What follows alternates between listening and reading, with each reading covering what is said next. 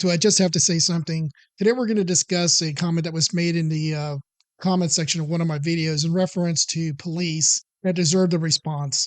And the comment was generally the statement of, well, we don't need the cops. We don't need no police. I've got my 2A. And that's just asinine because let's look at the facts. Most people that are in the 2A community aren't eager to get into a bank shootout, a hostage rescue situation. They're common folks. They're just there to protect themselves and their families and their communities if they're called upon it. But it's not something that they're just yearning to go into that next situation.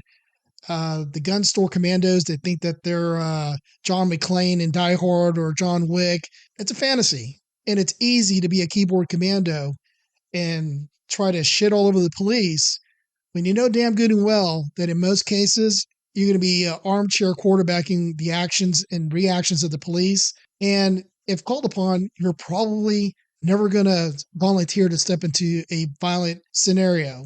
It just isn't going to happen. Let's be real. So if you feel like I'm being a little critical and I'm calling you out, then maybe this is not the channel for you. But this channel is about making things better with police and civilian interactions and how to improve overall safety and 2A advocacy. That's all this is about. It's trying to make things better. Let's take a look at this video.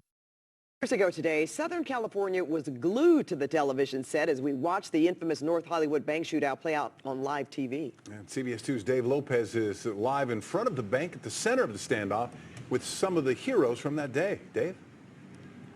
Well, Rick, it was just after 9 o'clock on a Friday, right here in front of this bank. The robbery, two men who had, to calm their nerves, had taken a lot of extra prescription drugs. They thought there was $750,000 in there, and they thought they could walk out of there. A flurry of police officers met them, but they were heavily armed. And what happened next was probably one of the wildest shootouts in the history of all of this nation.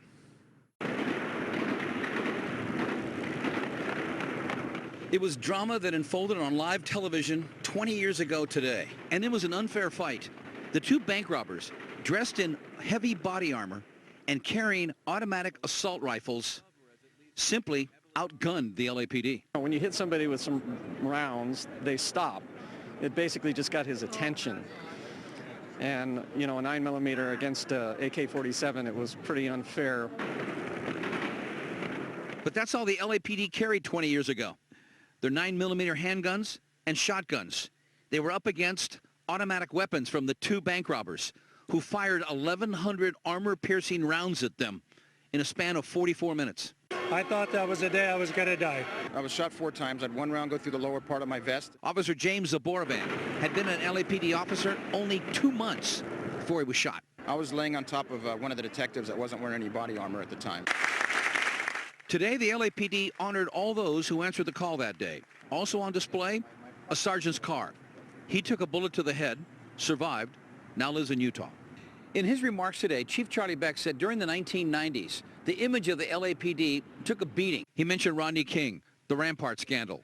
But then he said the Hollywood shootout changed the image. You defined this organization in a time when it desperately needed it. And because of that, we all were very proud. The LAPD refers to February 28, 1997, the day willpower defeated firepower. Incredibly, no police officers were killed that day, although 11 were shot. 7 bystanders were also shot and injured. The only fatalities, the 2 men who tried to rob the bank. Said one officer about that day, I was in the wrong place with the wrong gun. It'll never happen again with the LAPD. Things changed dramatically. High-powered rifles are now something they always carry. Back to you in the studio. All right, thank you, Dave. So after watching this video, I'd ask, again, the gun store commandos, are you going to be running toward the guy in full body armor with an AK-47 that's been jigged out to be fully automatic with 1,000 rounds of ammo, what potentially what you may have on average is probably going to be a Glock 19, and you'd be the very small minority if you actually even have a spare magazine. Where will you be? Will you be running into it or will you be running out of it? I will tell you, I would be running out of it. I would be trying to get me, my family out of the area. And there's no way in the world I would engage anybody like that in that situation. I'm just being honest. Been carrying for 20 years, was a soldier for 8, paramedic firefighter. Maybe when the dust settles, I may would have tried to help the police and to help the wounded.